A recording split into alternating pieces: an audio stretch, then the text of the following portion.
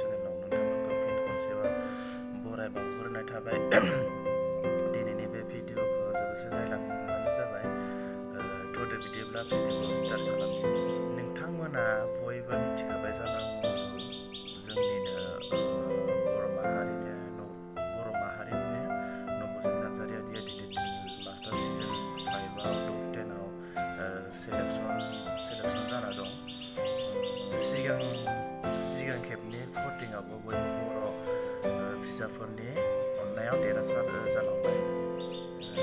थिग बेबायदिनो दिनैनि सेकेन्ड स्टेज पारफरमेन्सआवबो बयबो गावनि बेसेन गोसा समखौ दसे टाइम दोनथ'नानैब्लाबो नबजित नार्जारिखौ बर'नि फिसा हिसाबै बयबो भट हो।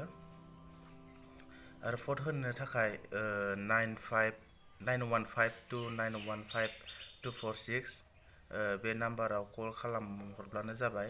कल खालामनायनि टाइमा जाबाय सनिबार मोनानि 9 PM निफ्राय समबारनि फुंनि 9 PM आंनिफ्राय मिजिंथिनाय थाबायदि बे सेकेन्ड स्टेपआवबो मोजाङै मोजां देरहासार जानांगोन।